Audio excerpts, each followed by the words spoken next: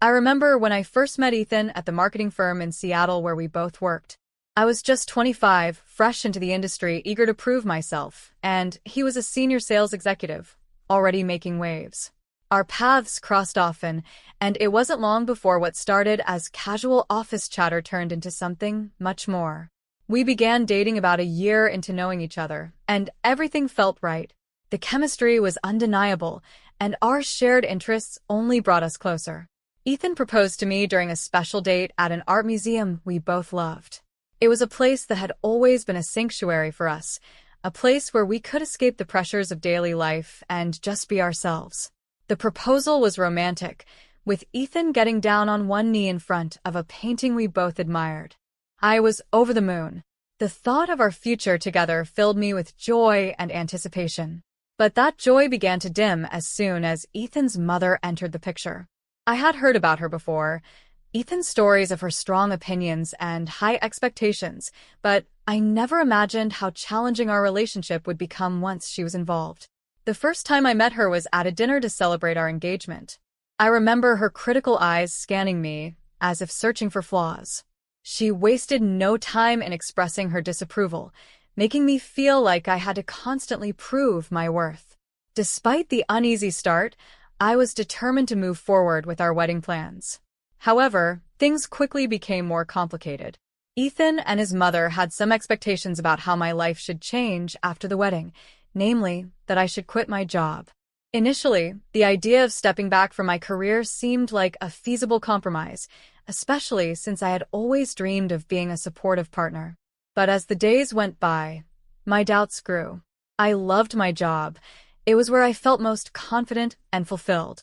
The thought of giving that up, especially with the increasing tension from Ethan's mother, felt like losing a part of myself. The situation worsened when Ethan's mother took over our wedding plans. What was meant to be a modest celebration quickly turned into a grand affair, driven by her extravagant ideas. The budget spiraled out of control as she insisted on lavish decorations, an elaborate menu, and a venue far beyond what Ethan and I had initially agreed upon. We had planned for a simple, elegant event, but her demands turned it into a spectacle. Ethan's family had initially promised to contribute to the wedding expenses.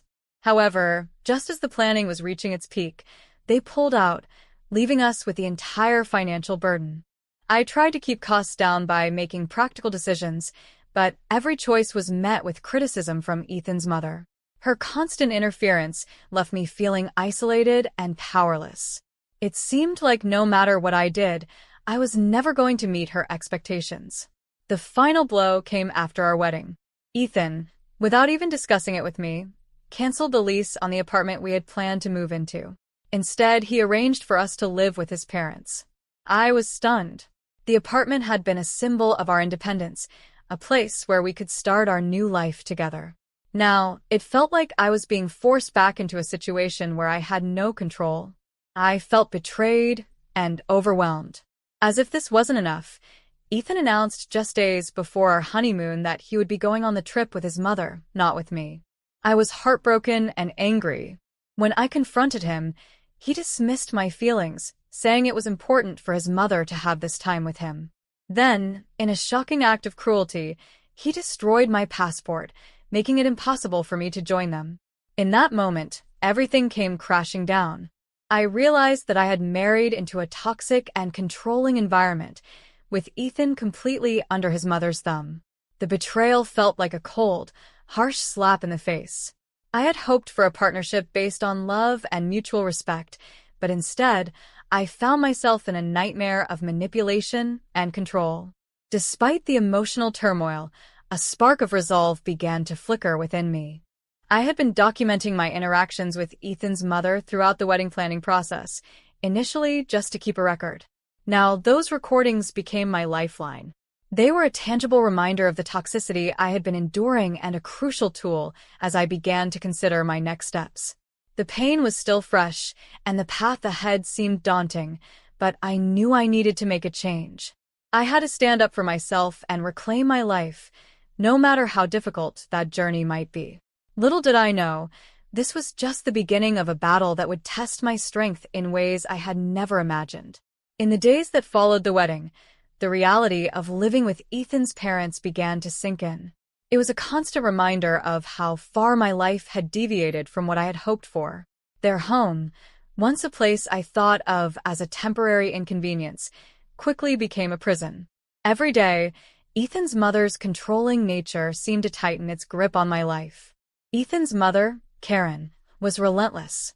She continued to belittle my attempts to adjust to this new living arrangement, constantly finding fault with how I did things. From the way I cooked to the way I cleaned, nothing was ever good enough for her. I felt like I was walking on eggshells, trying to avoid her scrutiny and criticism, but it was impossible to escape. Each day I spent in their house was a reminder of how isolated and powerless I felt. To make matters worse, Ethan seemed completely indifferent to my distress. He was absorbed in his work, often spending long hours at the office or engaged in social activities with his mother. It was as if he had completely disconnected from me and our marriage. Every time I tried to discuss my feelings or suggest we talk about our situation, he brushed me off or deflected the conversation. It was clear that he was more concerned about keeping the peace with his mother than addressing the problems in our marriage. Then came the crushing blow. Just days before our honeymoon, Ethan dropped a bombshell. He announced that he would be going on the trip with his mother instead of me. When I protested, demanding to know why, Ethan's response was cold and dismissive. He said it was important for his mother to have this time with him, and that I should understand. My heart sank. It felt like the ultimate betrayal. Our honeymoon was supposed to be our time to celebrate our new life together, not a getaway for Ethan and his mother. My anger and hurt reached a boiling point when Ethan went so far as to destroy my passport. I had been planning on joining them, hoping maybe I could salvage some of the trip, but when I found out my passport was gone, it was like a final blow to my sense of self. I was trapped in a situation I couldn't escape, with no way to even leave and find some solace. The emotional weight of it all began to take a serious toll on me. I was overwhelmed and felt utterly helpless. I knew I had to find a way out, but I didn't even know where to start. The idea of confronting Ethan and Karen seemed daunting and futile. They had already shown me how little they valued my feelings and opinions. Amidst the chaos, I found myself turning inward. I began to reflect on the decisions I had made and how I had gotten here. My once bright and hopeful outlook had been overshadowed by a toxic environment and a controlling mother-in-law. I felt like I had lost a part of myself in the process. One evening, as I was trying to make sense of everything, I stumbled upon the recordings I had kept during the wedding planning. Initially, I had just wanted to document the process for my own peace of mind, but now they were a record of the emotional abuse and manipulation I had endured. Listening to those recordings was both painful and illuminating. They highlighted the extent of Karen's interference and Ethan's lack of support. It was clear that I had been subjected to more than just an overbearing mother-in-law. I was living in a deeply toxic situation. Determined to regain some control over my life, I started making plans. I knew that confronting Ethan and Karen directly wouldn't be enough. I needed to have a strategy and gather evidence to support my case. The recordings were a start, but I needed more. I began to document everything, every interaction, every incident of manipulation or control. It was also during this time that I realized the importance of seeking support. I reached out to my family, though I had been hesitant before.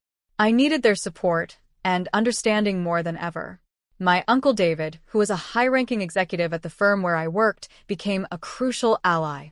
He had always been a quiet source of support in my life, and now I needed him more than ever.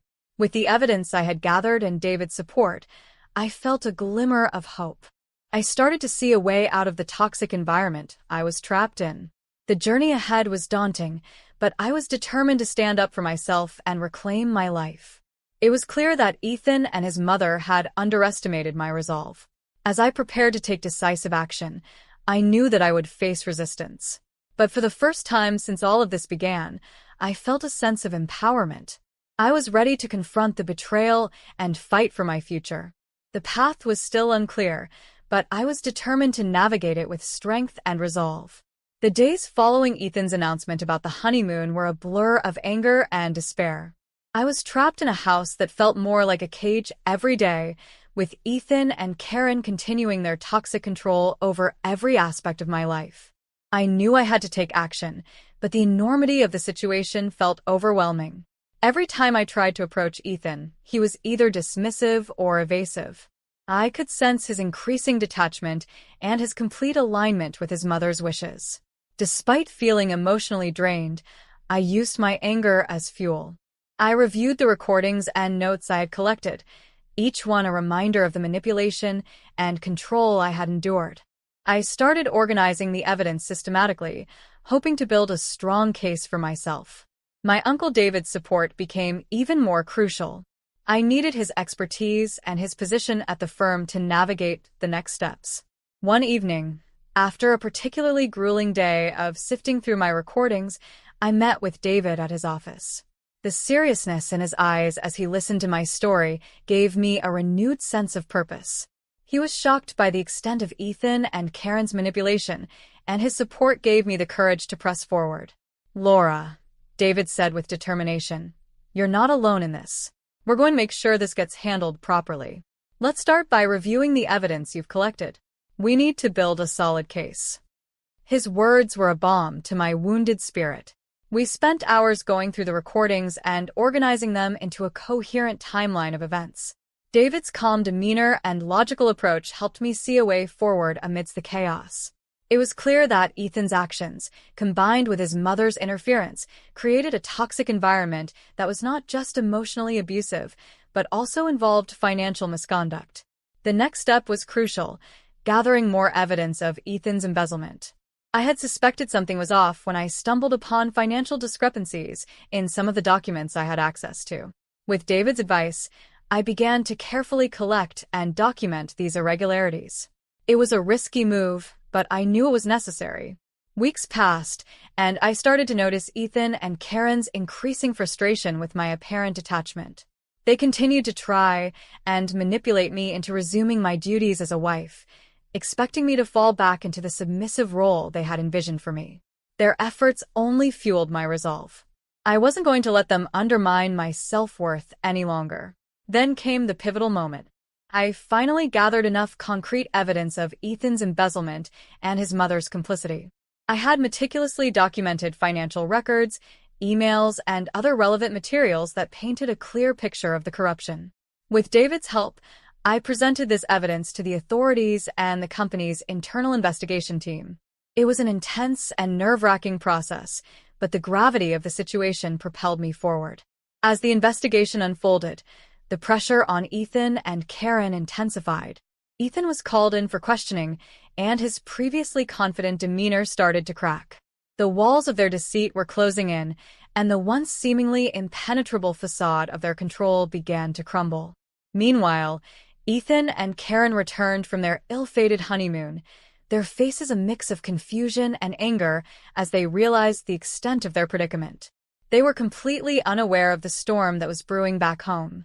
When they tried to pressure me into resuming the marriage, expecting me to bow to their demands, they were met with an unwavering resistance.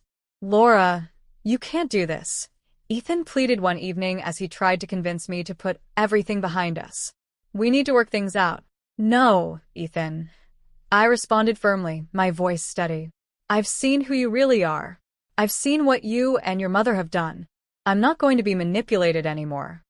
Their attempts to regain control only highlighted their desperation. I knew that the battle was far from over, but I felt empowered and resolute. I had taken significant steps towards reclaiming my life and ensuring that Ethan and Karen faced the consequences of their actions. In the midst of this turmoil, I found solace in the support of my friends and family, especially David. Their belief in me and their encouragement helped me stay strong. I was no longer the person who had been swallowed by uncertainty and fear. I was reclaiming my power and taking charge of my future.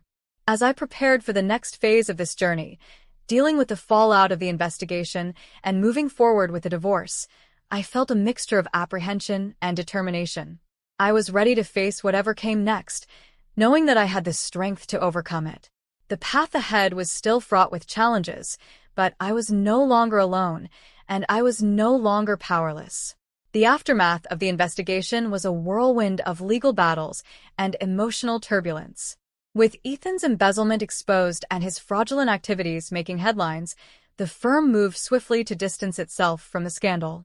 Ethan was dismissed, and legal proceedings were initiated against him and his mother. I was both relieved and anxious. Relief came from knowing that justice was being served, but anxiety lingered as I faced the fallout of my actions. Ethan and Karen's attempts to manipulate me had reached new heights upon their return. They seemed to be in denial about the severity of the situation. Ethan tried to reach out, claiming he wanted to make amends. His remorse seemed shallow and self-serving, aimed more at reducing his legal consequences than genuinely acknowledging the pain he had caused. One evening, he showed up at my apartment unannounced. "Laura," he began, his voice strained, "I know you're angry, but you have to understand, I didn't mean for any of this to happen." I took a deep breath, trying to keep my emotions in check. "Ethan, the damage is done. Your actions have had consequences far beyond what you can imagine. I'm done trying to fix things that you broke." His face fell as he realized that his words had no power over me anymore. The legal system had already taken its course, and the weight of his actions was pressing down on him. Karen's position was no better. She was also facing legal scrutiny and had been publicly criticized for her involvement in Ethan's schemes. Despite their attempts to convince me otherwise, I remained resolute in moving forward with the divorce. I had long since made peace with the decision, knowing it was necessary for my well-being. The legal process was long and tedious, but every step was a reaffirmation of my strength and determination.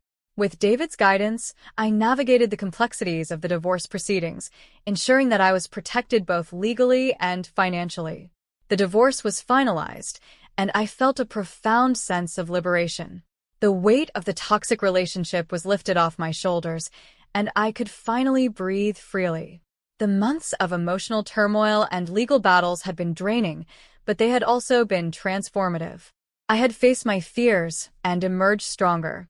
In the wake of these events, I began to rebuild my life. My work as a marketing manager, which had always been a source of stability, became even more fulfilling. I poured my energy into my career and personal development, rediscovering passions and interests that had been overshadowed by the chaos of my past. My friends and family, especially David, remained steadfast in their support, and their presence was a constant reminder that I was not alone. The journey of healing was ongoing, but I was determined to embrace it fully. I sought therapy to process the emotional trauma and to ensure that I was not carrying any residual pain into my new life. It was a vital step towards reclaiming my self-worth and building a future on my own terms. As I looked back on the tumultuous period, I realized that it had taught me invaluable lessons about empowerment and resilience. I had faced betrayal and manipulation, but had found the strength to stand up for myself and demand justice. I had discovered that true empowerment comes from within, and that, even in the darkest moments, there's a way to reclaim one's life and dignity. With the legal battles behind me and a renewed sense of self, I began to focus on the future. My career flourished, and I explored new opportunities that had once seemed out of reach. I surrounded myself with positive influences and continued to build a support network of friends and colleagues who uplifted and inspired me. Ethan and Karen faded into the background of my past, their influence diminished by my strength and resolve. I knew that I had taken back control of my life and was moving towards a future where I could thrive on my own terms. The pain of betrayal had been replaced by a sense of accomplishment and hope for what lay ahead. In the end, I emerged stronger, having navigated the storm of betrayal and manipulation. My story became one of triumph over adversity, a testament to the power of standing up for oneself in the face of overwhelming odds. The journey was not easy, but it was transformative, and as I looked toward the future, I did so with the confidence that I had the strength to face whatever came next. It was just another Thursday night at the diner, the kind where you keep glancing at the clock, counting the minutes until you can kick off your shoes and crash on the couch. That's until Jack and his crew barged in, loud and laughing, smelling like smoke and sweat from whatever blaze they just conquered. They chose the largest table right smack in the middle, impossible to ignore even if you tried. And trust me, I tried. "Hey Carol, could we get some menus over here and maybe your sweetest smile to go with them?" Jack hollered, winking at me as his buddies chuckled and egged him on. I rolled my eyes, forcing a smile. "Coming right up, gentlemen. Try not to burn the place down before I get back," I shot back, earning a round of laughter as I turned to fetch the menus. That night, they were celebrating Jack's 30th birthday. Between taking their orders and making sure their beers were topped off, Jack and I got to talking. He had this easy way about him, laughing loudly at his own jokes, eyes twinkling with mischief. I found myself laughing along, his charm infectious.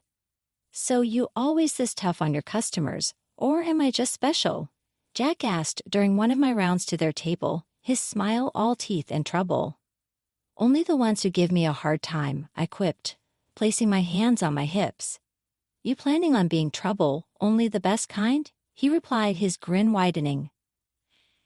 "How about you give me your number and I promise to only call during your least busy hours?" I hesitated, not usually one to mix work with, well, anything else, but something about him, that daredevil smile, or maybe just the way he looked at me like I was the only person in the room, made me scribble down my number on a napkin. "Don't make me regret this," I warned, sliding the napkin across the table. "Never," he said, pocketing the napkin like it was a treasure. Our first date was nothing fancy, just a walk in the park, but it felt like we'd known each other for years.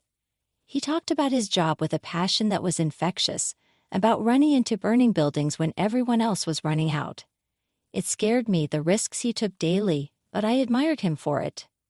A year flew by filled with countless dates, late-night calls, and moments where I couldn't imagine my life without him.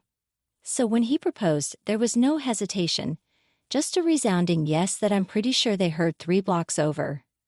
We got married in a small ceremony, nothing fancy, just close friends and family. Moved into the small house my grandma left me. It was our little slice of heaven, a place to start our future together. That future got a whole lot brighter when we found out I was pregnant. The idea of becoming parents, of bringing a new life into our world, filled us with an indescribable joy.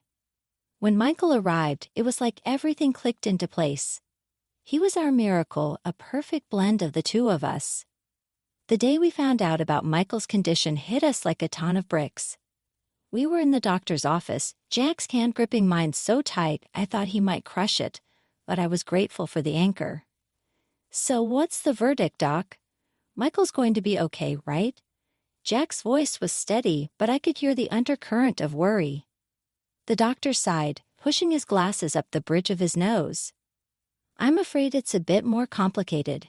Michael has cerebral palsy. It's affecting his muscle coordination, especially on the right side." Silence. It was like the room had suddenly run out of air. I could feel Jack stiffen beside me, his grip on my hand now a lifeline.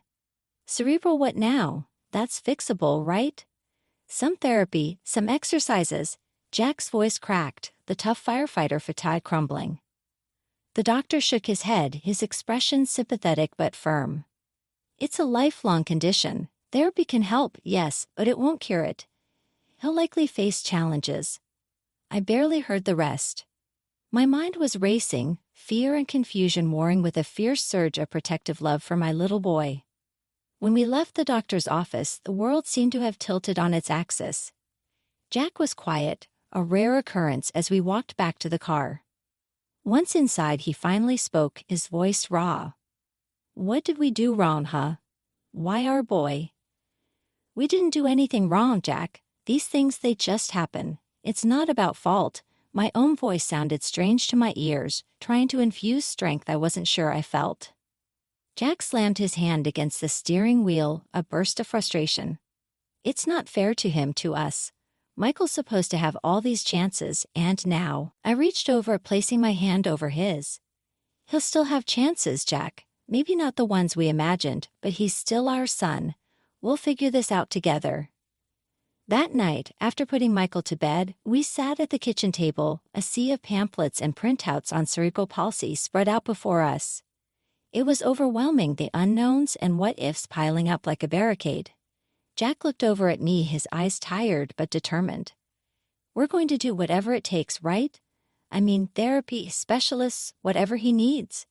It wasn't easy. There were days when I felt like I was drowning trying to balance therapy sessions, doctor's appointments, and just the day-to-day care Michael required. Jack was my rock, always there to take over when I was too exhausted to think straight. 4 years into our adventure with Michael, life decided to throw us another curveball. Or maybe it was more of a blessing. I got pregnant again. We were over the moon, ecstatic about the prospect of giving Michael a sibling. And when Alex came into the world, kicking and screaming with all his might, we thought our family was complete. But as the boys grew, it became clear that things weren't going to be as straightforward as we'd hoped. Alex was as healthy as a horse, running circles around us before he could even talk properly. Michael, with his challenges, watched from the sidelines, his smile never wavering. One evening after dinner, I caught a glimpse of something in Alex's eyes that hadn't been there before. It was a look of embarrassment as he watched Michael struggle to grab his cup. I shook it off as my imagination, but it nagged at me. A few weeks later, the issue I'd been dreading reared its ugly head. I was tucking Alex into bed when he said, "Mom, why does Michael have to be so different?" His words hit me like a punch in the gut. "Alex, your brother is just unique, that's all. We're all unique in our own ways." But kids at school ask questions. They don't get why he can't do things like us, Alex mumbled, looking away. I sat down beside him, taking his hand. "Listen, bud, Michael may have some trouble with certain things, but he's got a lot going for him too. He's super smart, and he loves you a ton. We all need to stick together, okay?" Alex nodded, but I could tell he wasn't fully convinced. The divide grew as the boys got older, with Alex often refusing to be seen with Michael in public. It broke my heart, but I didn't know how to bridge the gap. Things came to a head when Alex flat out refused to be seen with Michael at school. "He's always doing stuff, and then everyone laughs," Alex blurted out one afternoon, frustration and anger pouring out of him. Jack and I talked it over later that night, the worry and sadness clear in his eyes. "We got to do something, babe. This can't go on. They're brothers, they should be each other's biggest supporters, not enemies," he said. I nodded, my mind racing for solutions. "Maybe we can find something they both enjoy, something that doesn't highlight their differences but celebrates what they can do together," Jack agreed. And we decided to introduce more family activities, hoping to mend the rift. But deep down, I feared it wasn't going to be enough. Alex's resentment seemed to run deeper than just sibling rivalry. It felt like we were standing on the edge of a precipice, and I wasn't sure how to pull us back. The divide between Michael and Alex wasn't just a crack anymore, it felt like a chasm. As they grew into their teenage years, the differences between them only seemed to magnify, especially in Alex's eyes. He was all about appearances, hanging with the popular crowd, and unfortunately, that crowd didn't include his brother.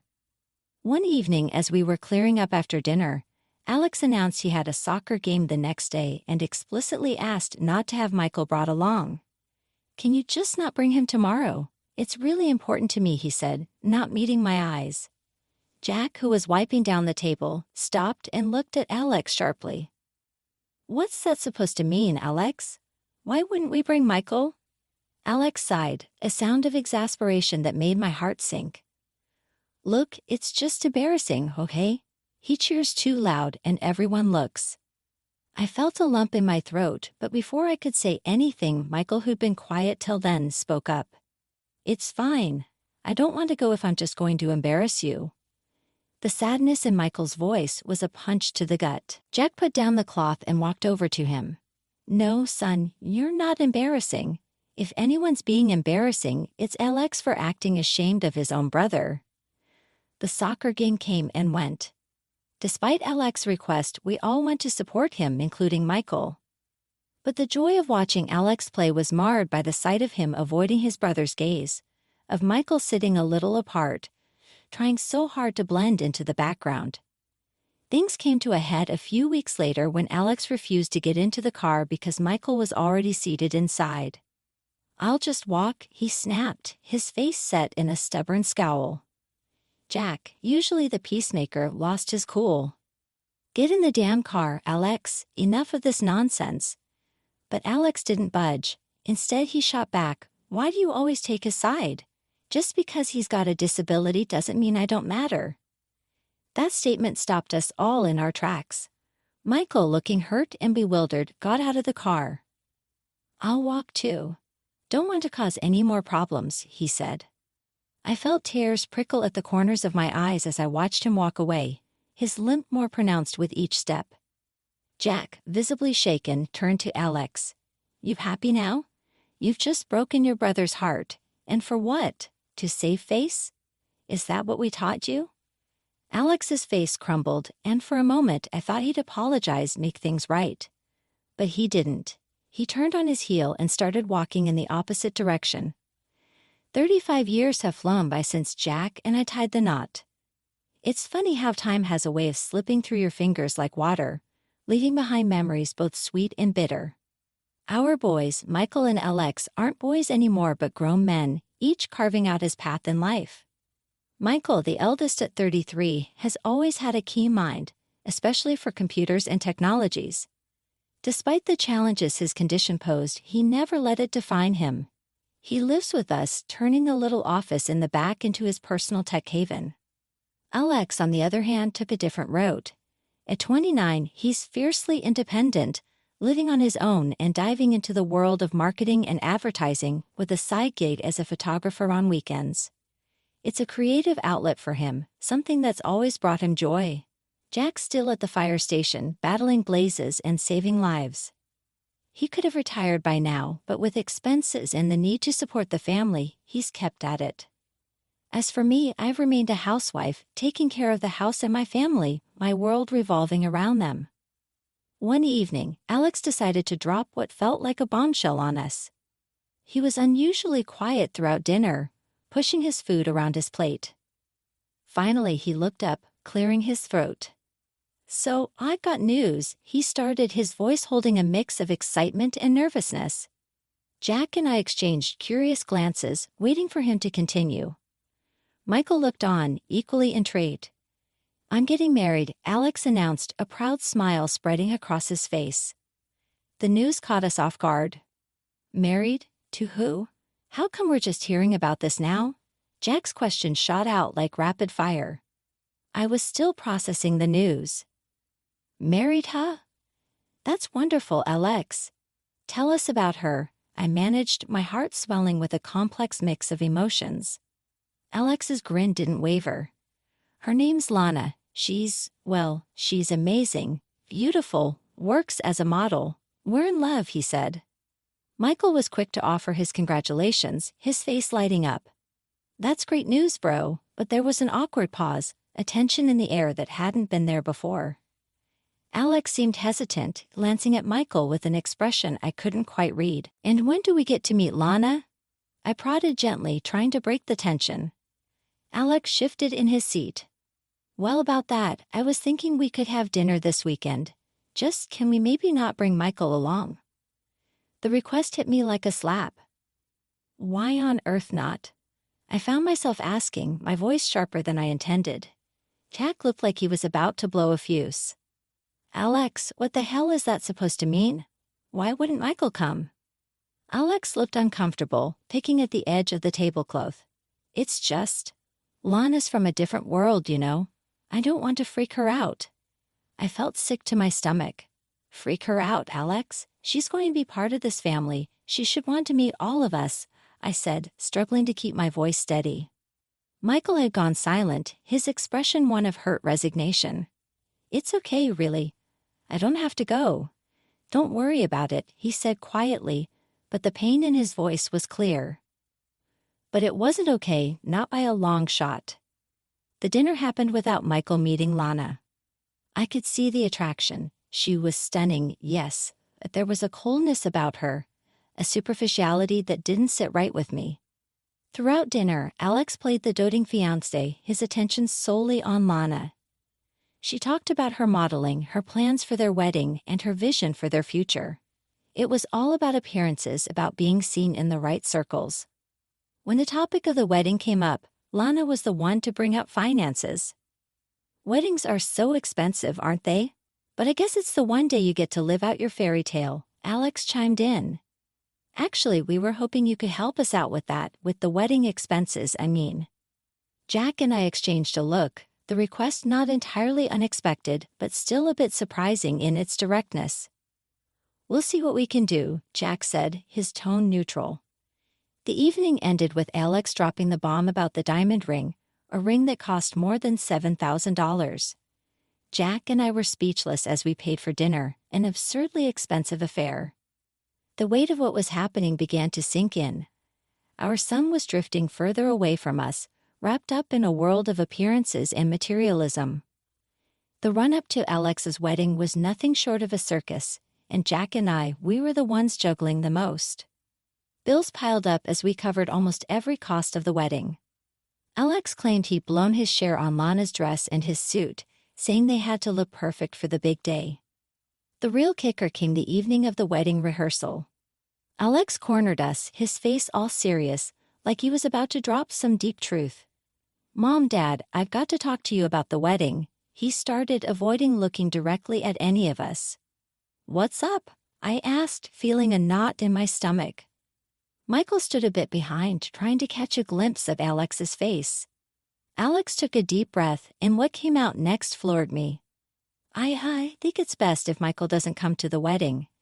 Actually, it might be better if none of you did. Jack's face went from confused to angry in a split second. "Excuse me? What the hell are you saying?" Alex rushed on, words tumbling out in a mess. "Look, there's going to be a lot of important people there, public figures, you know. And, well, you guys, it's just not the right fit. Lena thinks so too. I'll send you some photos, okay?" I felt as if I'd been slapped. Tears welled up, and no matter how hard I blinked, they wouldn't stop. "Not the right fit, Alex. Are you hearing yourself? You're asking your own family to not attend your wedding." Michael stepped forward, his voice soft but filled with hurt. "Is it because of me? Because I'll embarrass you?" No, it's not like that," Alex began, but he couldn't finish. The look on his face said it all. Jack was beside himself, and disbelief mixing in a way I'd rarely seen. "We raised you better than this, Alex. This is your brother and we're your parents. How can you stand there and say these things?" I couldn't bear it. Grabbing my coat, I headed for the door with Jack and Michael close behind. Alex didn't stop us, just watched, and that silence was worse than any words. In the car, the tears wouldn't stop. Jack reached over, squeezing my hand. "We did something wrong along the way with him, but we've got to be strong now for Michael." Michael from the back seat, his voice cracked with emotion. "This is all my fault. I'm so sorry, Mom," pulling him into a hug as best I could from the front seat. I whispered, "Never say that.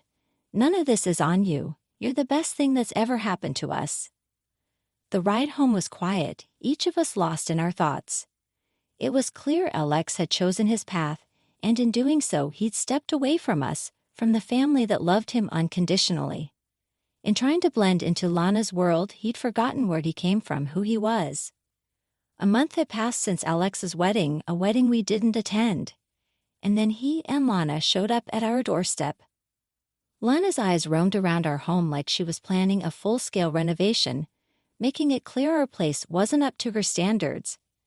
"This all needs redoing. I can't possibly live here," she said, her voice dripping with disdain. Alex, eager to please her, quickly agreed. "Yeah, we'll fix it up the way you want, Lana." Jack and I were baffled.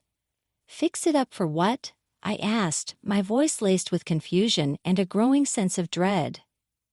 "That's the thing," Alex began, the words coming out rushed and rehearsed.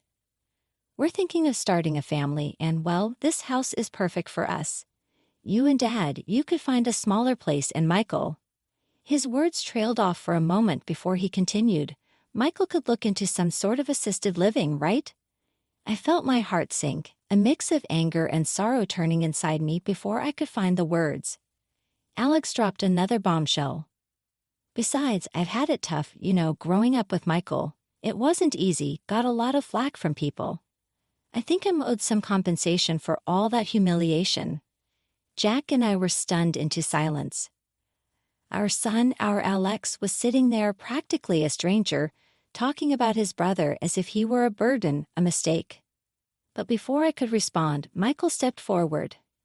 Actually, I've got something to say. He told us about his company, his success, how he made it big in the tech world, and the house he bought. A house I intended as a gift for Alex and Lana, Michael continued, but not anymore. Mom, Dad, we're moving to a new place, a better place, and you, he said, turning to Alex, need to think about what family means. The look on Lana's face was a mix of shock and envy, her eyes darting between Alex and Michael. You're joking, that new house should be ours. This whole place, it's beneath us. The revelation left Alex speechless, his earlier bravado evaporating. Lana was visibly upset, her dream of a new house slipping through her fingers.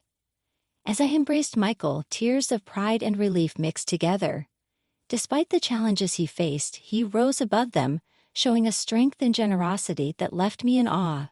And again, the bombshell.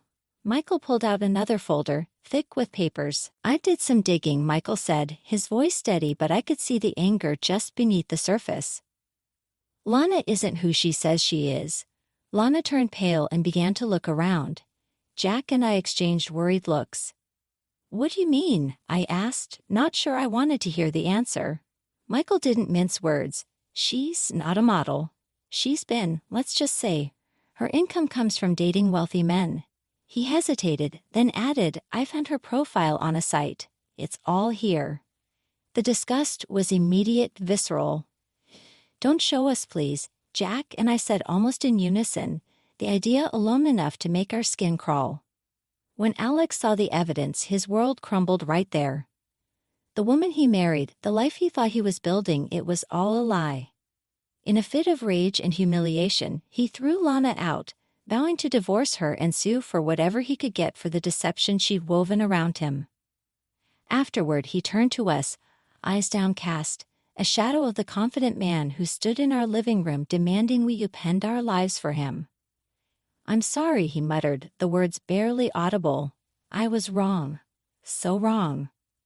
I wanted to forgive him, to sweep everything under the rug and pretend we could go back to the way things were. But the hurt was too deep, the betrayal too raw. I don't know if I can. Alex was all I could manage, my voice thick with unshed tears. So we moved. Michael, Jack, and I settled into the new house, a beautiful space filled with light and the promise of new beginnings. Jack retired soon after, and we started traveling, exploring the world together in a way we'd never been able to before.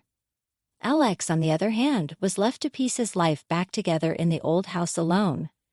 The once vibrant home now a stark reminder of the cost of his choices. It wasn't easy stepping into this new chapter of our lives. There were days I'd catch myself staring out the window, wondering where it all went wrong with Alex, how we could mend the bridges he burned. But then I'd remember the strength of our family, the love that carried Michael, Jack, and me through the storm. Thanks for being here. Subscribe to Cheating Stories Best, so you don't miss new stories. One day, on entering the house, the husband saw this. Today's story has a similar plot. Enjoy it! There were no signs. There was no strange car in the driveway, no trace of clothing from the living room to the bedroom, and no sound spreading through the house. I wasn't feeling well, so after the morning meeting, I decided to go home. As a boss, you could do these things. I was completely shocked when I walked into the bedroom. There was my wife, with whom I had been married for 2 years, with some guy. They were having an intim. I did the only thing I could. There was a fight between us. I woke up groggy and immediately realized I was in the hospital. I also knew that my condition was bad because everything hurt. I was strong enough to turn my head and see my wife, Jenny, sitting in the chair. "Are you okay?" she asked. I turned my head and looked out the window. It was a stupid question that didn't deserve an answer. "I'm sorry." "You weren't supposed to find out that way," she said. "So you mean you wanted me to find out but didn't?" She turned her head away from me and said, "Yes." I said, "You need to explain this to me. Who is this guy? How long has this been going on? Why?" My thoughts were racing at the speed of light. You won't like the answers, but it's time to find out the truth. Michael was my boyfriend in college before we started dating. We never stopped seeing each other. He got tired of waiting for the opportunity to be with me, so we decided that since the plan wasn't working, it's time to wrap things up and move on. What the hell are you talking about? What's the plan? You were so smart in school and college. You were chosen as the one most likely to succeed. You had such potential. Then you started this software company, and I thought nothing could stop you. But you never did anything meaningful for yourself. The plan was to wait until you made good money, real money, and then I would divorce you. I would take my half, and Mike and I would walk off into the sunset. He's tired of seeing me once a week when you went on a business trip. When we realized that you would never achieve anything significant, we stopped being so careful. I couldn't believe what I was hearing. I wanted to bury myself in a hole and die. Is she serious? She only married me for the money she thought I would make? I couldn't even bear the sight of her. Nurse, get her out of here. Jenny, just get out of my sight. I don't want to see you anymore. You can get your divorce, you sneaky nurse. I started pressing the morphine call button as quickly as possible. I didn't want to feel pain, not the physical pain, but the pain of her breaking my heart. I'm sorry, Nikki. I didn't mean for you to get hurt. It's true. I just wanted to get this over with quickly and move on with my life. She took her jacket and headed towards the door. Trust me, I said. It's not over yet. I'm sorry, Nikki, but this is the end. I was never popular in high school or college. I had one or two close friends, and that was it. I spent most of my lunch breaks alone. So I was a little shocked and confused when Jenny, a 5 feet 7 inches, 135 pounds, blonde bombshell head cheerleader, asked me early in my 3rd year of college if she could sit with me for lunch. I was sure this was some kind of joke. In high school, I received my share of jokes, bullying, and teasing. I expected college to be different. Physical violence decreased, but psychological violence and abuse continued. You could say I was a nerd. I'm 5 feet 10 inches tall and only weigh 165. I'm not at all athletic and spent most of my time with my nose buried in a book or watching movies. Do you mind if I sit here? She asked a second time. With me? I asked. Of course, with you. I have something I need to talk about. It's most likely a request. You went to Central High School, right? Yes, I managed to say. I'm having trouble with some subjects and I really need a tutor. I know you were smart in school. We may not have talked, but I knew everyone who was there. Most girls hate me because I'm beautiful and the main cheerleader, so they won't help me, and most guys think it's a free ticket to night with me for the same reason. When I asked them to help, I really don't want to fail, so I decided to ask you. Am I a safe choice? I don't want to hurt your feelings, but yeah, you're a safe choice. Plus, when school gets too hard, we can at least talk about old school and discuss who's where now. What do you say to that? I appreciate your honesty. I can't promise that this will be long-term. Let's do one lesson and see where it leads.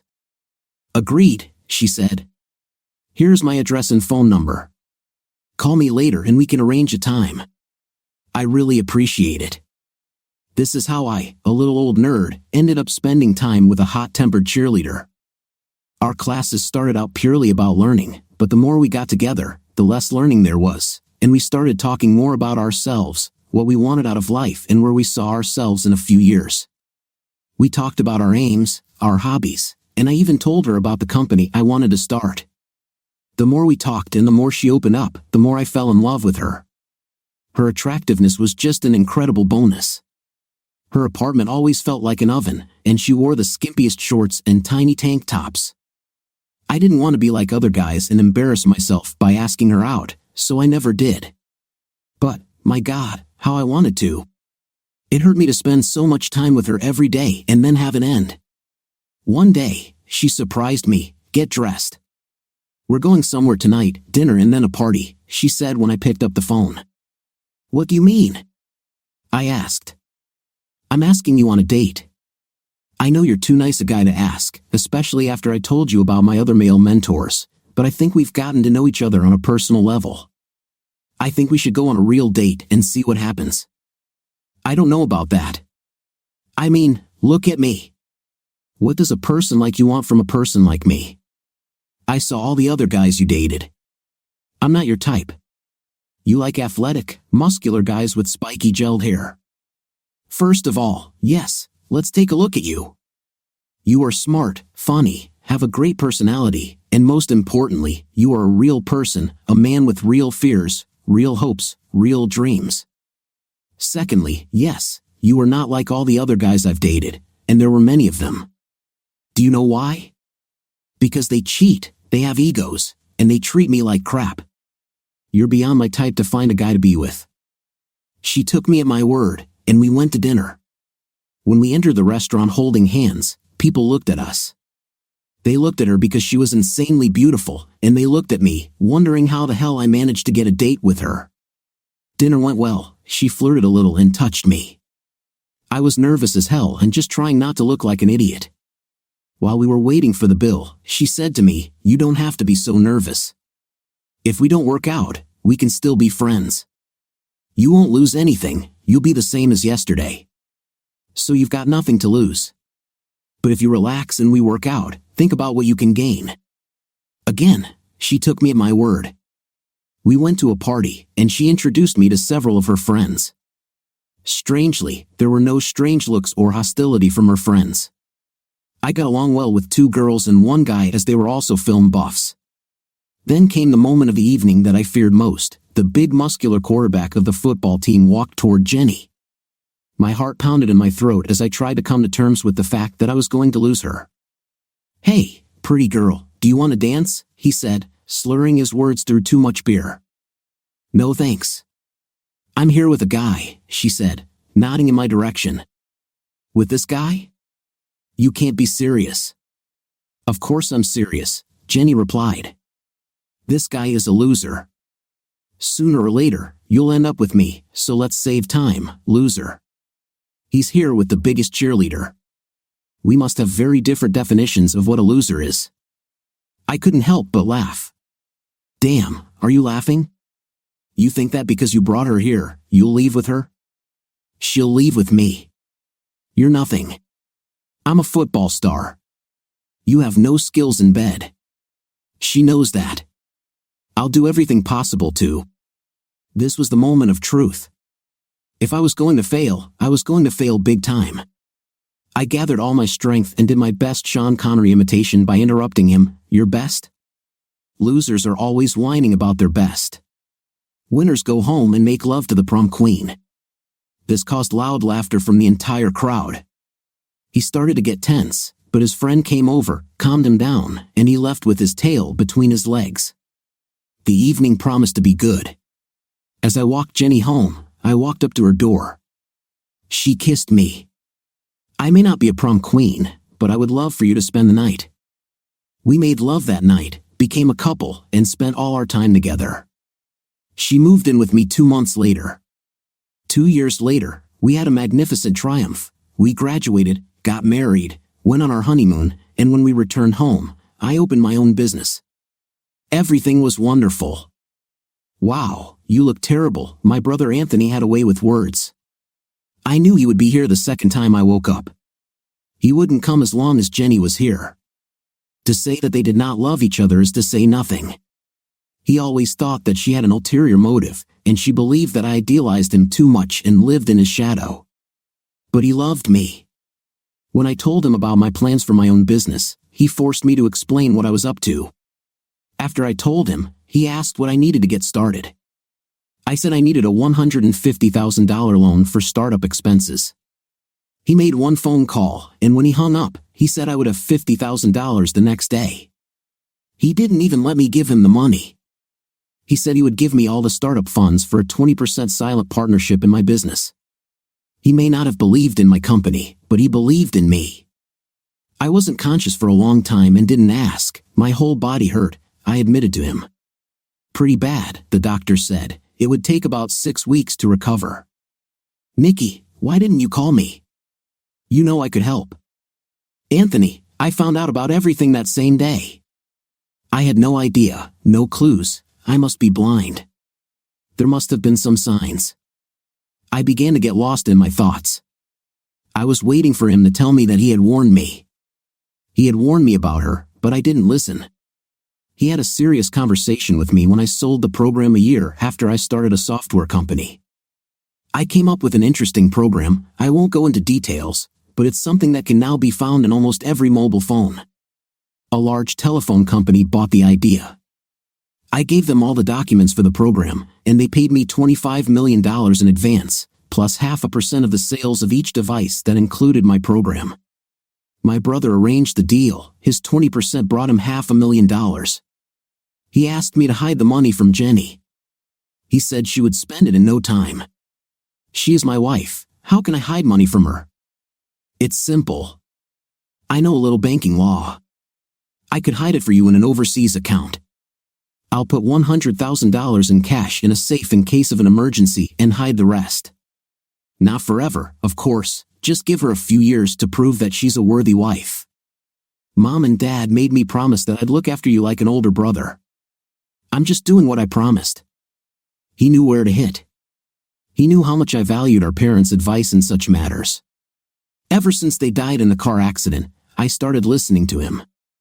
I didn't like it, but I did what he asked with the condition that we tell Jenny about the money in 2 years. This was the only time I lied to my wife. Little did I know then that less than a year later I would catch her with someone else. Get dressed. I'll get you out of this hospital. The girls will love the look of you. Nothing attracts women like sympathy, Anthony said, throwing me some clean clothes. No, I was robbed and decided not to give up my wallet. They became rude. That's the whole story. No one will know the truth. Besides, the doctor said I can't check out until tomorrow, I said, a little puzzled. Just consider it an early release, as he wheeled me out to the front entrance of the hospital. Anthony helped me to my feet. Here's the plan. We'll send you somewhere for a while to let your arm heal. I don't want to see you around town like this. Then he suddenly stopped talking. I looked where he was looking. He was staring straight at the man's mountain. The guy had to be 6 feet 2 inches tall and weigh 240 pounds of pure muscle. He was wearing a black suit with a black silk t-shirt and a small gold cross on a gold chain around his neck. He had a bald head and a goatee. He was standing next to a Lincoln Town car with the back door open. He didn't move or say anything. Change of plans. We're going to Carmine's, Anthony said in a serious tone. When Carmine asks, you can't refuse. Here's what you need to know about my brother. He's probably smarter than me. He is much shorter, only about 5 feet 6 inches, and has a bit of a pot belly.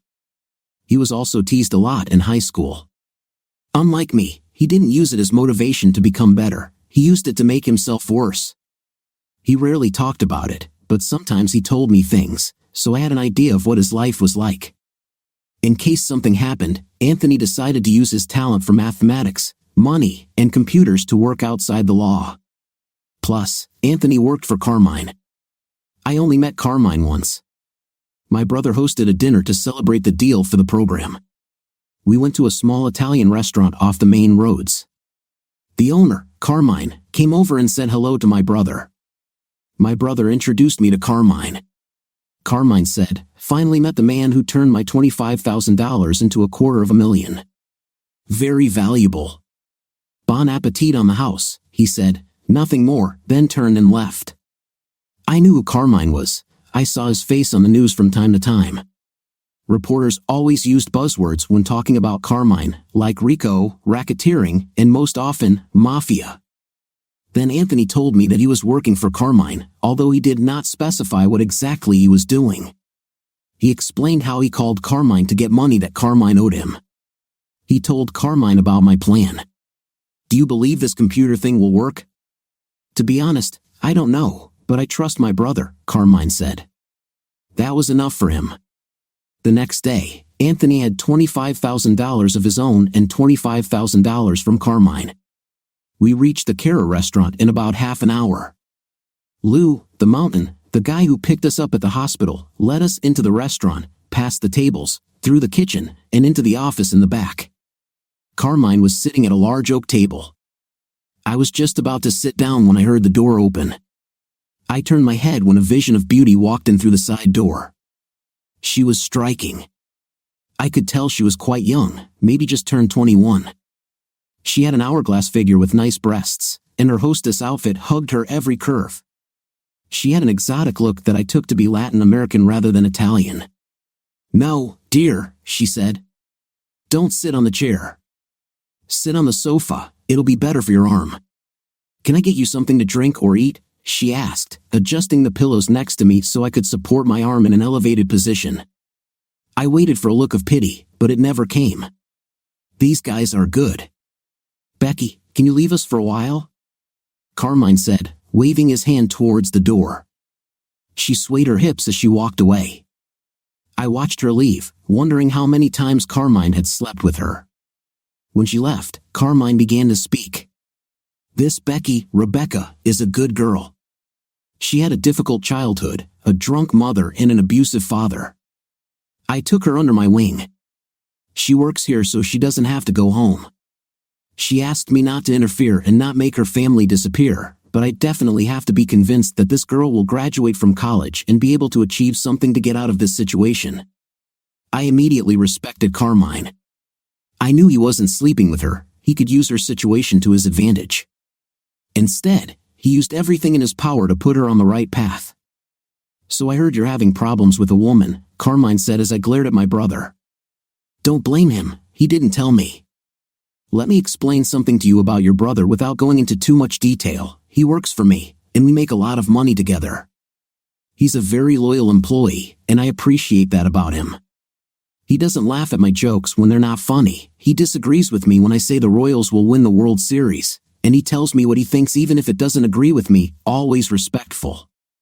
Because of this, he is my friend. My true friendship is more valuable than his loyalty as an employee. Therefore, when I see that my friend is going through difficulties, as I recently learned about what happened to you, I make it my business to find out what's bothering him and to help as much as I can. So, tell me about Jenny." I told him the whole story, how we met, the marriage, how I found her with someone else, and her visit to the hospital. He sat with no expression on his face, just listening carefully to the whole story and all the details. It felt good to finally let it all out. When I finished, he asked me, "What are you going to do?" "I'm going to follow Anthony's plan, hide for a few months, come up only to sell my business, and then disappear. Between the money I saved and the money from selling the company, I could live comfortably somewhere in the Caribbean." He leaned over, looked me straight in the eyes, and asked, "But what do you really want to do?" I sighed. "Honestly, I want to make them pay. I want them to feel what they made me feel," I said, looking down. "Okay, enough of this escape. Let's work on a plan." "I don't even know where to start," I said. "She called him Mike, that's all I remember." "I couldn't even recognize him in line if I had to," Carmine said. He pulled a folder from the table and threw it to me. "Mike D.S., Carmine said, 6 feet tall, 195 pounds, brown hair. Works as a mechanic. Went to the same college as you and her, and dated her before you two met. That's probably when they came up with a plan for her to marry you and take everything she could from you. He's from a small town in Arizona where his mother still lives. He calls her 3 times a week. All her data is here too. He had everything, photographs, times, dates. All we needed was to find a way to hit him where it hurt the most. I knew where to hit Jenny, I just needed a reason for this. We developed a plan with them. Now I just have to wait for my hand to heal. Now that we've discussed everything, I need to focus on a bigger problem. Becky is starting to fall behind in her studies, and I need to find her help," Carmine said. "I can help her. No joke. If you have space here, I could come and help her. My grades are good, plus I need something to do while my arm heals. My head programmer runs the office, so how can I not meet clients like this?" I had an agonizing weight ahead of me. I wanted to take revenge immediately, but I knew I needed both hands to do it. At least now I had something to do while I waited. 3.5 months after I found out about Jenny's affair, the house we lived in belonged to her parents. so my brother packed up all my things while I was in the hospital. I was only out of the house for 2 days before she moved in with Mike. Everything was going well for them.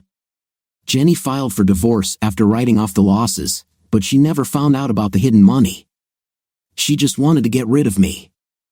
Their world began to fall apart one Friday night as they were leaving the house for a date. As they walked to the car in the driveway, Lou the Mountain stood in front of Mike. "Someone wants to talk to you." "My car is over there, let's go." "Your girlfriend should stay here," Lou said.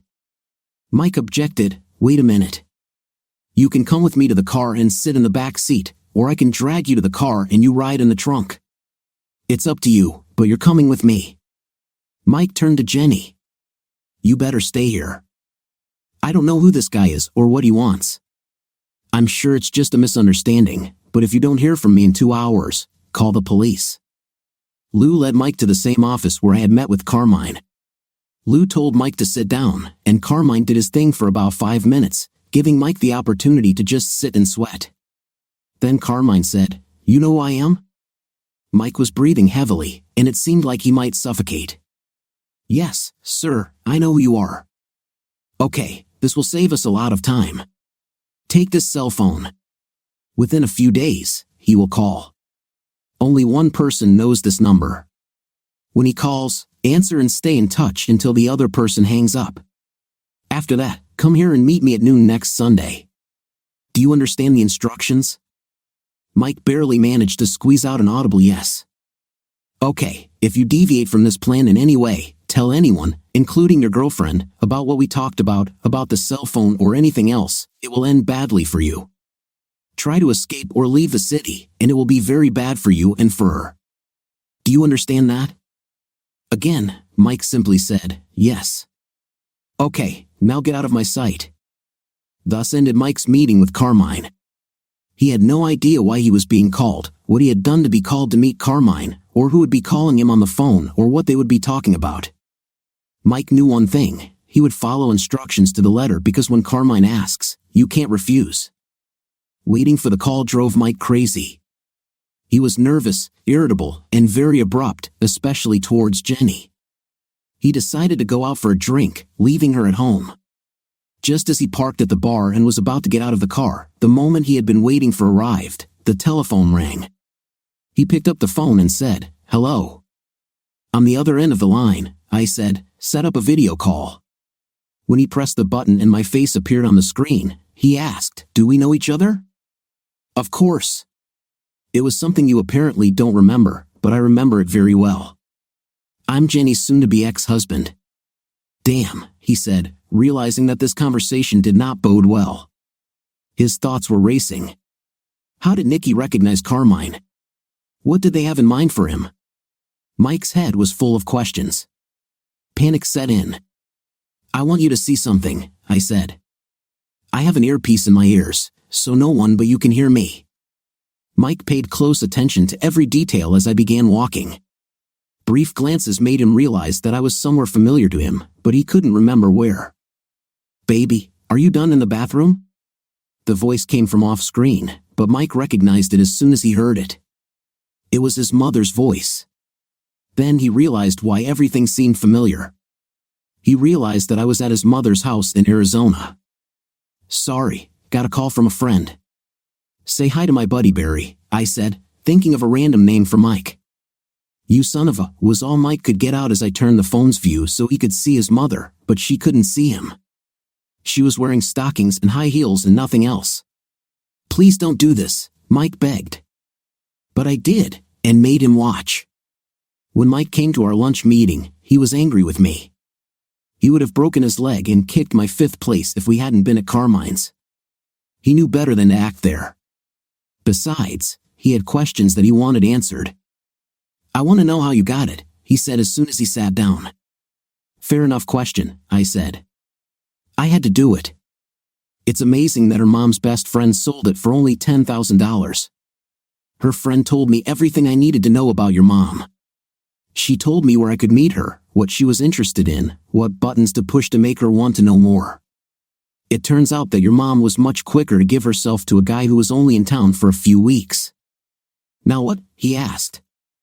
Now we are even for the fact that you slept with my wife. I am ready to ignore the money. Greed takes over people. I am also not angry about the beating.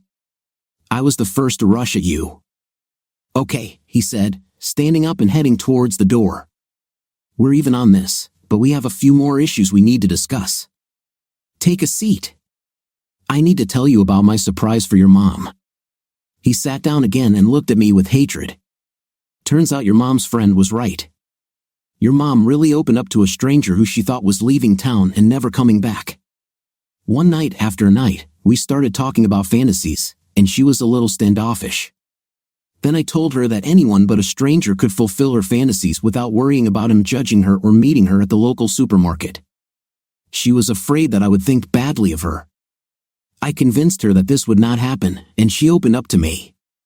Her two biggest fantasies were very dirty, and I helped her realize them. He was confused, but not defeated. Nonsense, he shouted. This must not be true. I grabbed the remote from my desk and pressed play. I stopped after about 30 seconds. He was confused, but not yet defeated. You're going to do something for me, I said. Screw it. Why should I do anything for you after all this? He asked. Because if you don't, copies of this DVD will end up in the mailboxes of everyone in your mom's town in Arizona, her family, her friends, her coworkers, and everyone at the charity she volunteers at. I might attack you, but it would lead to nothing. I needed to attack someone you really care about. You've left me no choice. If you do what I ask, the original and the copies I have will be destroyed. And here it is, the very look I was waiting for. He was a defeated man. How can I trust that you won't leave copies or that you'll actually destroy the originals as you promised? I can't trust you. You can trust that they will be destroyed because I give you my word that they will be. Carmine said that must have been enough for Mike, because he stopped trying to argue. I laid everything out in front of him. I told him exactly what I wanted him to do. I told him that when this was done, he could come to my apartment. Is that all? Can I leave? Mike asked. There's one more thing. After you finish this case, you'll leave town and won't come back. You won't tell anyone you're leaving or why, especially Jenny. I just think it's best for everyone, said Carmine. Mike agreed. What else could he do when Carmine asked? You can't refuse. My doorbell rang after about 7 weeks. I opened the door to see Mike standing there. Everything is done, he said. I gave the disc to Carmine. I have a flight out of town tomorrow at 11 a.m. This will give me time, after Jenny leaves for work, to pack my things and catch the plane. Okay, Mike. You kept your end of the deal, and I'll keep mine. I'll go to Carmine today and tell him to destroy the original and copies of your mom's DVD. He's been keeping them since the day we met in his office. You know, they say that women choose men who are like their fathers.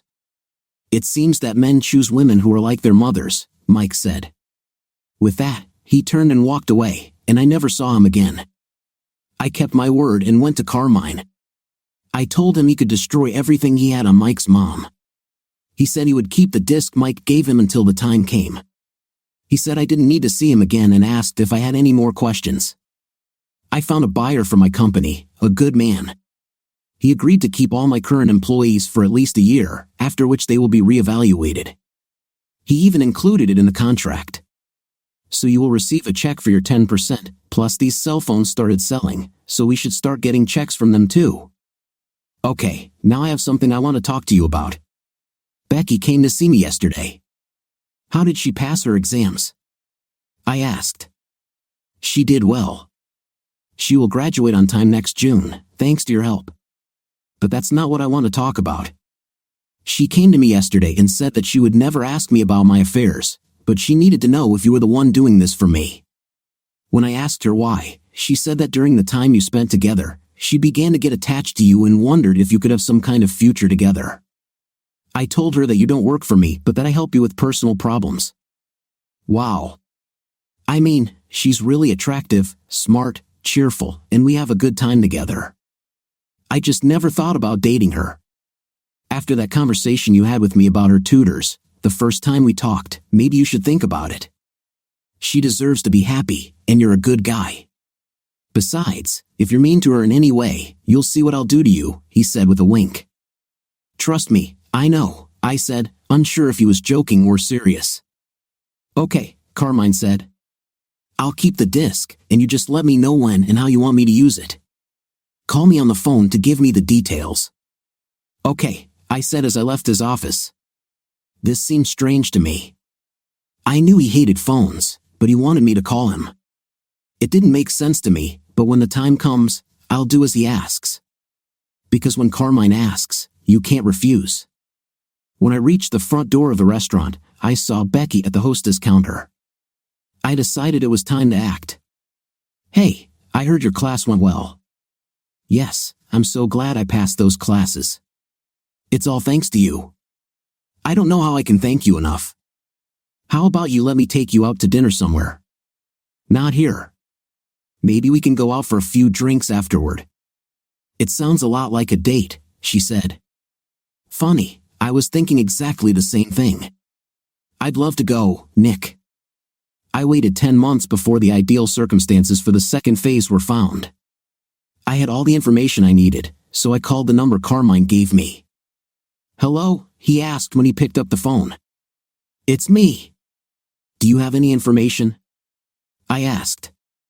Friday evening, 8 p.m., Hunter Steakhouse on Main Street. It will be done. This won't even know that Thatcher hit. You can trust me with that. Carmine hung up. I waited nervously all weekend to hear the news. I didn't hear anything until Monday morning. I left the house and went to where the newspaper boy had left my newspaper. I bent down to pick it up, and then a huge shadow enveloped me. I looked up and saw Leo. It's all done, he said emotionlessly before turning and walking away. It was over. I woke up to sunlight streaming through a gap in the curtains and straight into my eyes. She threw off the blanket in the middle of the night. God, how beautiful she is. We've only been married 3 days, but I could wake up like this for the rest of my life. Get used to it, Becky. I plan on living a long life, and that means a lot of mornings when I wake up like this, I said. Luckily, at that moment, there was a knock on the door. Who bothers newlyweds at 9 a.m. on the third day of their honeymoon in Hawaii? Becky asked. She threw on her robe and opened the door to find a maid with a breakfast cart from room service. Oh my God, that's so sweet of you, Nikki, she exclaimed. I wish I could take the credit, but that's not me, I admitted. The maid said, I was told to deliver this breakfast to you along with this. This will explain everything. She handed me a soft envelope. I gave her a $120 tip and closed the door behind her. I wheeled the cart to the small dining table. We started having breakfast when I opened the package. Inside was a DVD, 5 smaller envelopes with numbers on them, and 1 large envelope that said read first.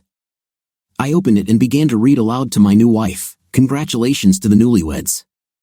I must apologize and say that I am very sorry that I could not attend your wedding. I knew you wanted a small ceremony and decided that my presence could attract unwanted attention and distract you on your big day. I always wanted what was best for you, Becky, and decided it would be best to stay home for your wedding day. Please come to the restaurant when I come back. I have a nice gift for both of you. Becky, I need you to leave Nikki alone for about half an hour. There's something in those sleeves and on that DVD that he should see. Nick, put in the DVD and open the envelope with number 1 when you're alone. With love, Carmine. She kissed my forehead, said she was going to take a shower, and that when I was done, we would sit by the pool and have a couple of Mai Tais.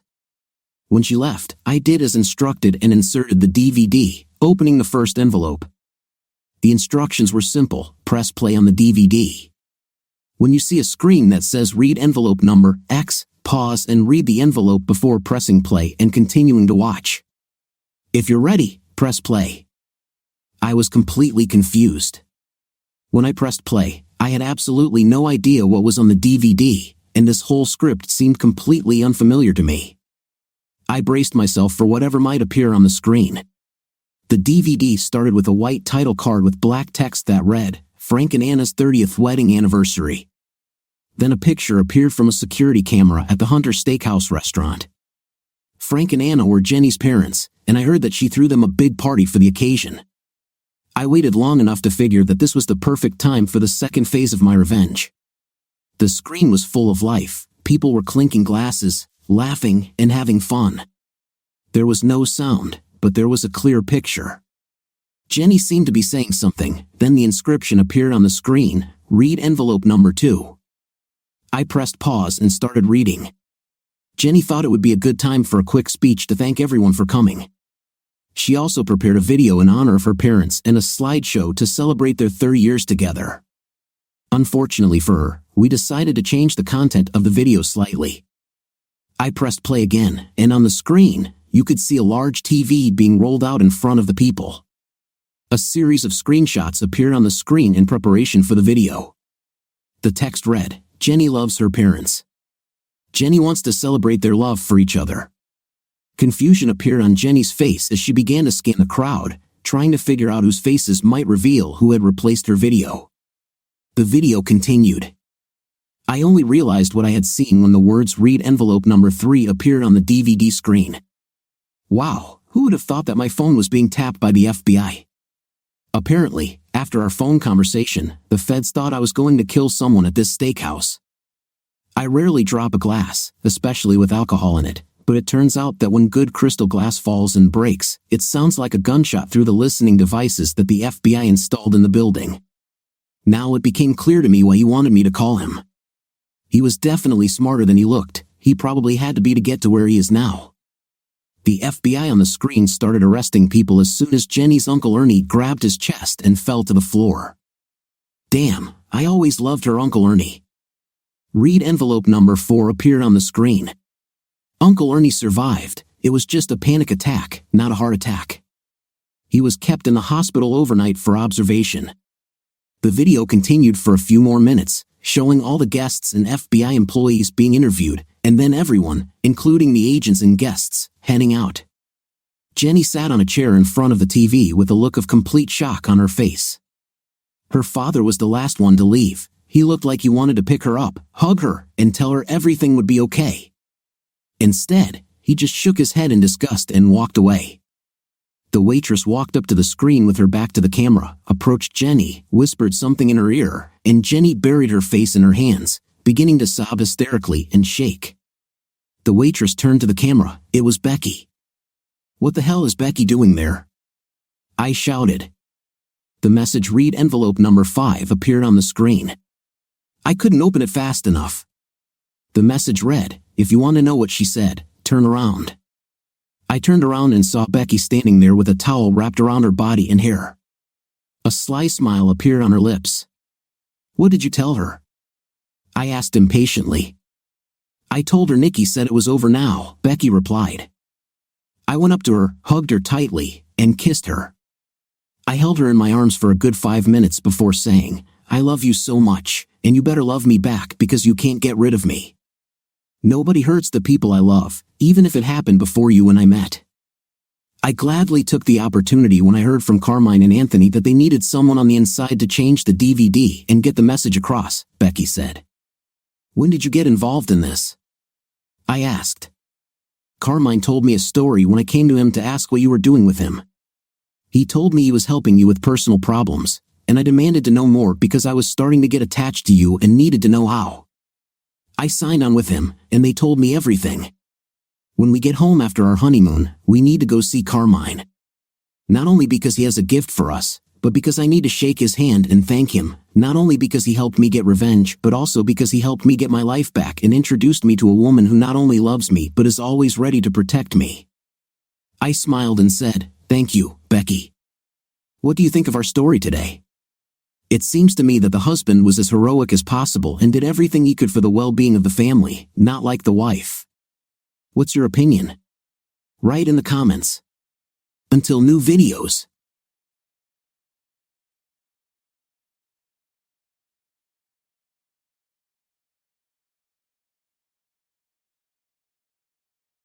This story is entitled Sister-in-Law Stole My Skincare, Got Chemical Burns, and Mother-in-Law Blamed Me, so I took legal action. Now they're begging for forgiveness. Hey everyone, before we jump into today's video, I need your help. We've noticed the channel is losing some traction, and subscribing is one of the best ways you can support us. It's quick, free, and it helps us keep bringing you awesome content. Your support means the world. Let's keep this channel growing together. Thanks so much. Now let's start the video. I need to get this off my chest because it's been weighing on me for weeks. My 16-year-old sister-in-law ignored my clear boundary, repeatedly used my prescription skincare without permission, and ultimately gave herself chemical burns. Was I justified in holding her and her family accountable, or was I too harsh? My husband, 28 male, and I, 26 female, finally bought our first house 7 months ago. It's a small but cozy place, nothing fancy. Moving in together was a huge step for us, and while it's been amazing to have our own space, it's also been exhausting. You don't realize how much work goes into maintaining a house until it's your responsibility. Between unpacking and trying to make the house feel like a home, I've barely had time to catch my breath. Still, I was proud of what we'd accomplished. That is, until my sister-in-law started treating our house like her personal hangout spot. Let me set the stage. My sister-in-law, a 16-year-old female, let's call her Sarah, just got her driver's license, so she's been popping by our house like it's no big deal. At first, I thought it was sweet. I figured she just wanted to spend time with her brother. But then it became a lot. She started showing up unannounced, and it felt like every other day she was at our door. Sometimes she wouldn't even knock. She'd just let herself in if the door was unlocked. She'd plop down on our couch, scroll through her phone, and act like she lived there. I tried to brush it off. She's a teenager after all, but it was starting to wear on me. To make matters worse, she has zero concept of boundaries. None. She'll go through our fridge, use our stuff without asking, and take over the TV remote like she owns the place. And it's not just her actions, it's her attitude. She's made these snarky little comments that I can't help but feel are aimed at me.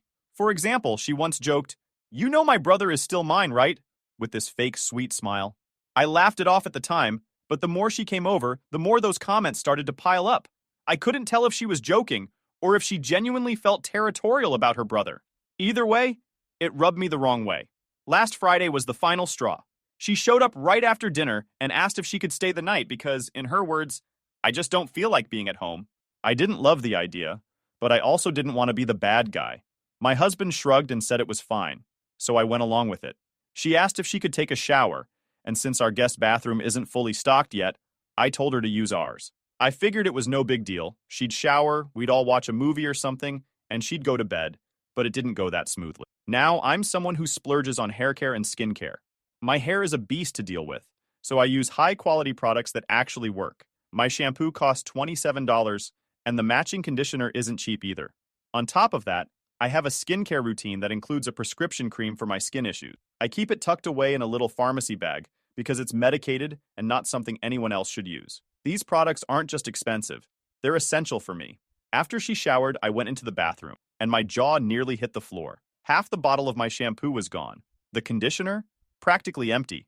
And my skincare products were scattered across the counter like someone had raided the place. Even my prescription cream had been opened. I was livid. Who does that?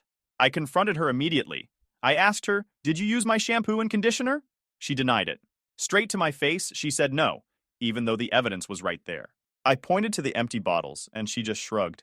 Then I asked, "Did you use this cream?" "It's a prescription. It's not for other people to use." And again, she denied it. She acted like I was accusing her of something absurd, even though everything on the counter had been moved. I tried to stay calm, but I was so frustrated. I told her, "Look, I'm not mad, but you can't use my stuff, especially not my prescription cream. It's medicated and not safe for you to use. Next time, please bring your own products." Instead of apologizing, she rolled her eyes at me. "It's just a cream," she muttered. "Don't be selfish." Then she walked out of the bathroom like I was the one in the wrong. I couldn't believe it. Here I was, letting her stay the night, use my bathroom, and be comfortable in my home, and she had the audacity to act like I was being unreasonable. I didn't want to make a big scene, so I let it go for the night. She left the next morning without saying much, and I thought that was the end of it. But it wasn't. The next time she came over, completely unannounced again, I noticed something off. I had tucked my products away in a drawer to avoid another incident, but when I went to the bathroom later, they were out on the counter again. The prescription cream had clearly been tampered with, and it's less than before. I knew she'd been using them again, even after I specifically told her not to. At that point, I was done.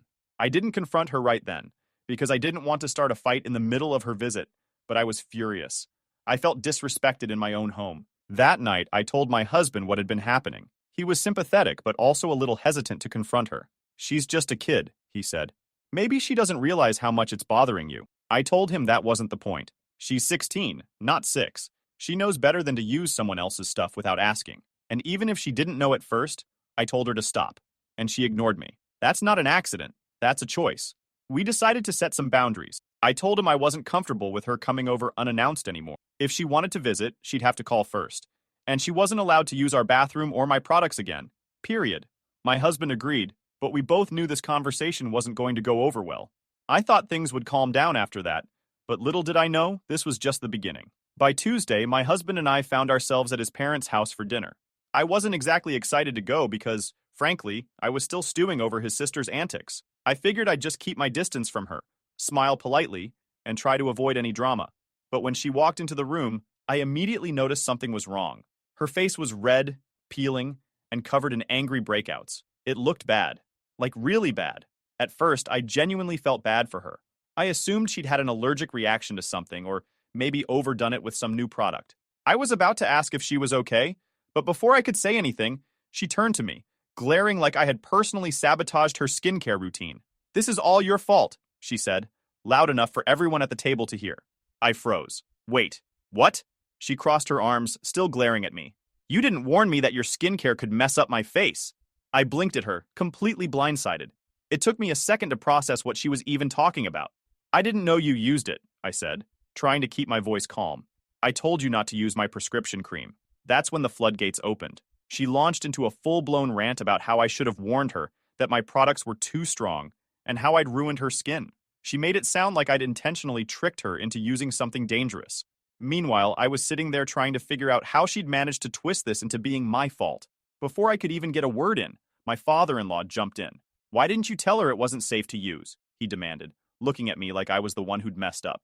"She's only 16. She doesn't know any better." I was stunned. "I did tell her not to use it," I said firmly. "She went through my stuff without asking. It's not like I left it out for her." He shot back. "You're the adult. You should have been more responsible." At this point, I could feel my blood boiling. Responsible? Before I could respond, my husband jumped in. "She's 16, not 6, he said, echoing exactly what I'd told him the other night. "She knows better than to dig through someone's personal stuff and use prescription products without permission." His dad wasn't having it. "You should at least take her to a doctor to fix this," he said, looking at me again. "It's the least you can do." I almost laughed at how absurd it was. "I'm sorry, but I'm not paying for a doctor because she ignored me and used something she wasn't supposed to," I said. "That's not on me." My mother-in-law chimed in then, trying to play the mediator but only making things worse. "Look, let's not make this a big deal. It's just a misunderstanding. She didn't mean to cause trouble." "She went through my drawers," I said, my voice rising. "This wasn't an accident. She used my prescription cream after I specifically told her not to." The conversation spiraled from there. Every time I tried to defend myself, they came back with something about how I should have been more accommodating, or how I was the adult and should have handled it differently. It felt like no one was listening to me except my husband, who eventually shut the whole thing down. "We're not paying for anything," he said firmly. "This isn't my wife's fault. If Sarah wants to use products that aren't hers, that's on her." The table went silent after that, but the tension was suffocating. I barely ate anything the rest of the night, and as soon as it was polite to leave, we got out of there. On the way home, I told my husband how frustrated I was. "It's like they're refusing to see what she did was wrong," I said. "They're acting like I'm the villain because I didn't baby her." He sighed, looking just as frustrated as I felt. "They've always coddled her," he said. "She's the youngest, so she gets away with everything. They think it's easier to blame someone else than to hold her accountable." The next few days were quiet, or so I thought. Then my husband got a call from his mom. Apparently, his sister had been complaining about me nonstop since the dinner. According to her, I was territorial about my stuff and didn't want her using it because I was trying to assert my dominance. Seriously?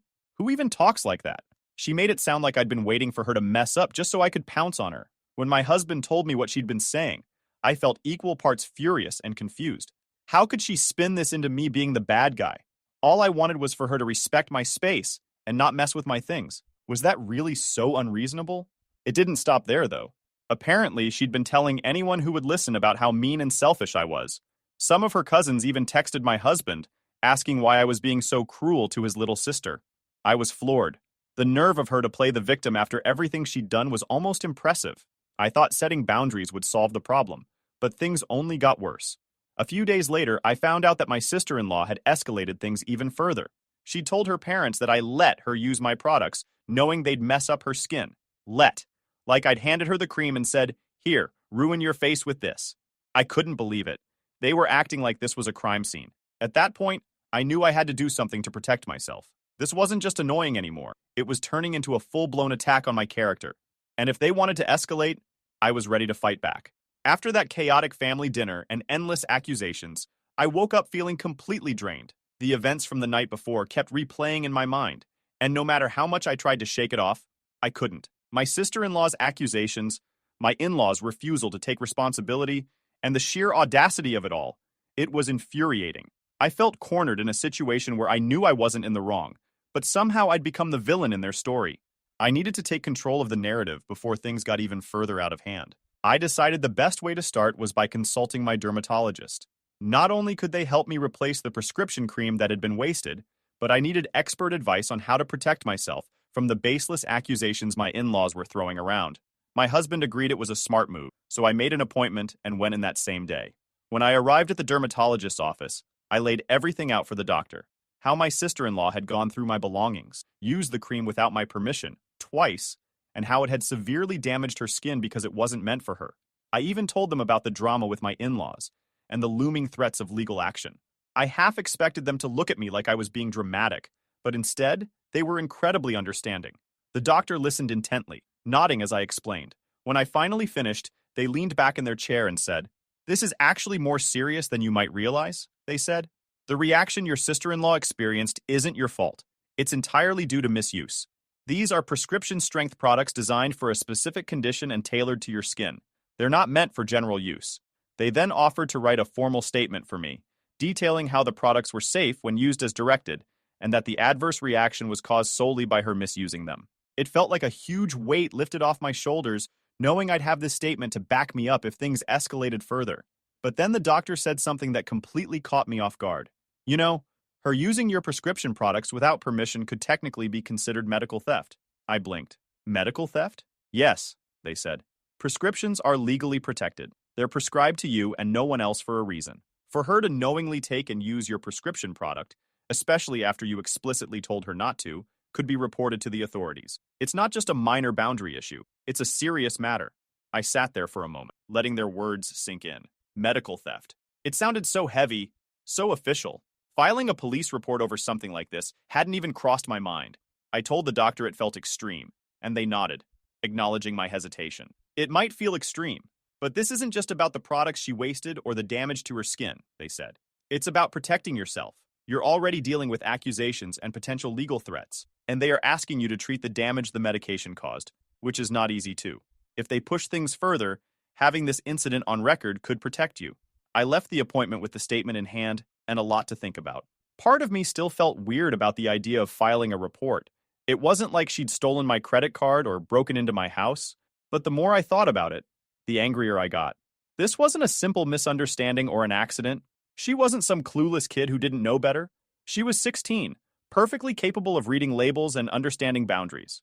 I'd explicitly told her not to use my prescription cream after the first incident, and she went ahead and did it again. That wasn't ignorance. It was entitlement. Worse, it was dangerous. If her reaction had been more severe, I'd be the one dealing with even bigger consequences. That evening, I sat down with my husband to talk everything through. I showed him the dermatologist's statement and explained what the doctor had said about medical theft. At first, he was hesitant, worried that taking things this far might escalate the situation, but as we talked, he realized we needed to make his family understand the seriousness of their actions. "Maybe confronting them with this will make them back off," he finally said. "They need to know there are consequences, and if this makes them think twice, it's worth it." With his support, we decided to face them head on. With the dermatologist's statement in hand, my husband and I decided it was time to confront his family head on. I wasn't going to let them keep painting me as the villain when all I'd done was try to set boundaries in my own home.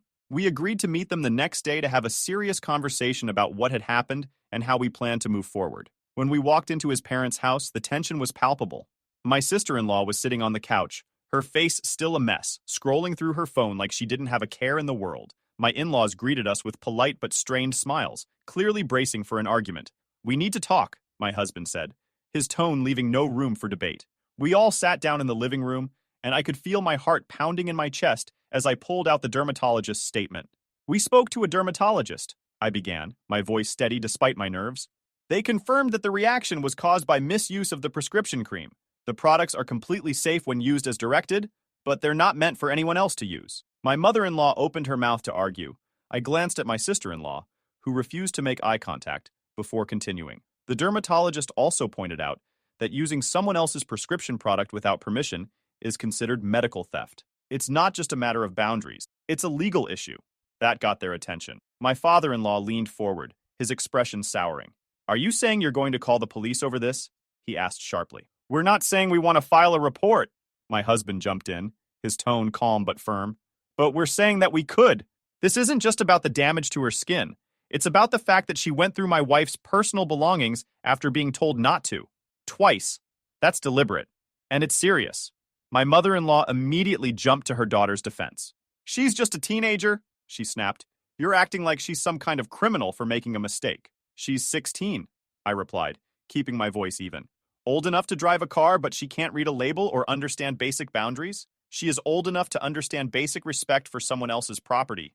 I told her not to use the cream, and she ignored me. That's not a mistake. That's a choice." "Even so," my father-in-law cut in, his tone sharp. "This is family. You're really going to threaten her with something like this? Over what? Some shampoo and cream?" "This isn't about the money," my husband said, cutting off their excuses. "It's about the principle. Sarah knew what she was doing, and instead of owning up to it, she's turned this into a mess where you've been blaming my wife for something that wasn't her fault. If you keep pushing this narrative, we'll do what we need to protect ourselves." My sister-in-law, who had been silent until now, finally spoke up. "I didn't mean for it to get this bad," she said, her voice shaky, though her words felt rehearsed. "I just thought it would be fine. I didn't know it would cause all of this." Her tone made it sound like she was the victim, and I couldn't hold back anymore. "You didn't know," I said, incredulous. "I told you not to mess with our stuff. I tucked my things away and you still went digging through them. Twice. And now you're trying to act like this is my fault because your skin reacted? How is that fair?" "It's not like I was trying to hurt anyone," she said defensively, but I cut her off. "No, you weren't trying to hurt anyone. You were just being reckless and entitled. And now, instead of owning up to what you did, you've been spreading lies about me to the family and trying to make me the bad guy. That's not okay." Sarah looked away, clearly uncomfortable, while my mother-in-law opened her mouth to argue, but seemed to think better of it. I could tell his parents didn't know how to respond. For the first time, they seemed to realize just how serious this situation had become. After a long, heated discussion, we left their house with no real resolution. My in-laws refused to fully acknowledge their daughter's actions, but they also seemed rattled by the possibility of us filing a report. My sister-in-law didn't apologize, but she didn't say anything else either. It was clear that she knew she'd gone too far, even if she didn't want to admit it. As we drove home, my husband sighed, breaking the silence. "They're not going to change," he said, his voice heavy. "But at least now they know we're serious." The confrontation hadn't been easy, but it had been necessary. And whether or not they accepted responsibility, we'd made it clear that we weren't going to be pushed around anymore. Later that evening, just as I was finally starting to relax, there was a knock at the door. My husband and I exchanged a look. It was late, and we weren't expecting anyone. When I opened the door, there stood my sister-in-law. Her face was blotchy and red, not from the peeling anymore, but from crying. She looked miserable, a far cry from the smug teenager who had rolled her eyes at me just days ago. She didn't waste any time. "Can I come in?" she asked quietly, her voice shaking. I stepped aside, unsure of what she was planning, but I wasn't about to have this conversation on the front porch. My husband stayed nearby, leaning against the kitchen counter, his arms crossed, watching the scene unfold.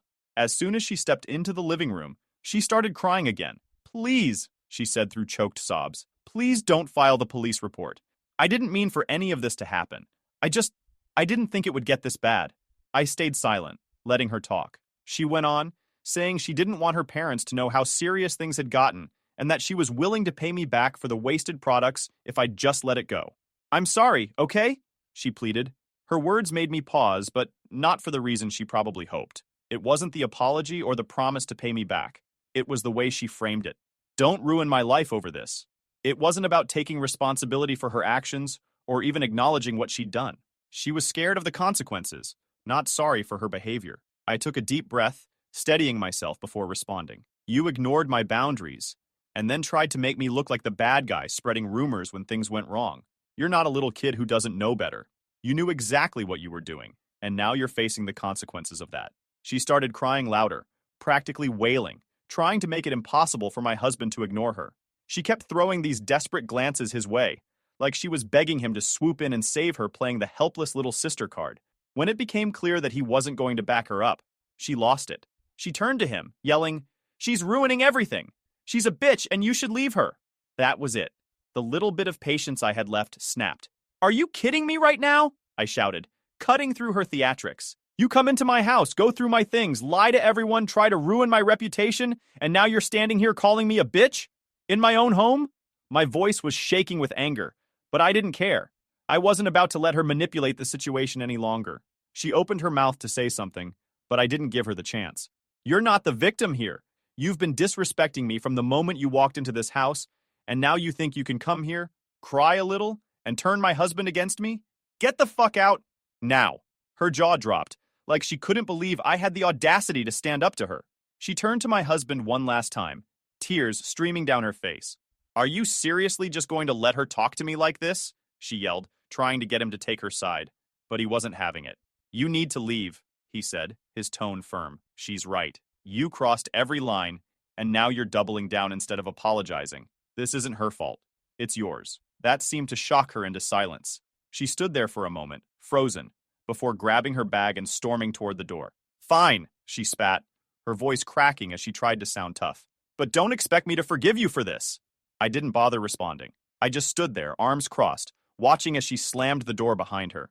I looked at my husband and said, "I'm done. She's not stepping foot in this house again." He nodded, his expression weary. "I know," he said. "And you're right. This has to stop." The day after I kicked her out, my husband and I went ahead and filed the police report. I wasn't thrilled about having to take things to that level, but her behavior had left us no choice. If my in-laws wanted to keep painting me as the villain, I wanted the truth to be on record. The process moved faster than I expected. When the authorities questioned Sarah, she broke down almost immediately.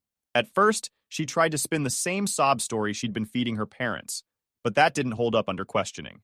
Eventually, she cracked and admitted everything. She confessed that she'd deliberately gone through my drawers, ignored my warnings, and used my prescription products twice. Then came the part that stung the most. She outright admitted that she did it just to piss me off. Her confession made everything clear-cut.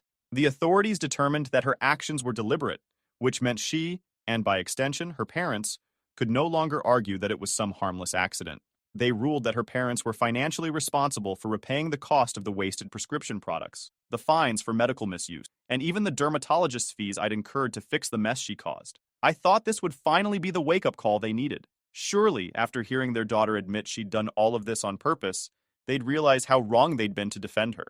I thought they'd apologize and try to make amends, but nope. They insisted that I was the one in the wrong. They didn't even make an effort to apologize or repair the damage their daughter had caused. Instead, they stopped talking to me altogether, acting as if I was the problem. My husband stood by me through it all, but I could see how much it hurt him to have his relationship with his parents strained like this. They refused to accept that he had made the decision to stand up for me, and instead accused me of manipulating him into taking my side. It was comforting to know he was in my corner, but it didn't erase the sting of being villainized by his family. Still, I knew I'd done the right thing. If they wanted to twist the story to make themselves feel better, that was their choice. I wasn't going to let it affect me anymore. In the end, they were forced to pay me back, and my sister-in-law hasn't spoken to me since her confession, which is probably for the best. I think she's embarrassed, not just because of what she did, but because she finally had to face real consequences for her actions. I know I did the right thing, because if I didn't, things would have escalated even more, potentially ruining my relationship with my husband. She was malicious and disrespectful, and I don't want her anywhere near me. But sometimes I wonder if I was too harsh. Was filing the police report and taking it this far the right call? Or could I have handled it differently? Please, Reddit, be honest with me.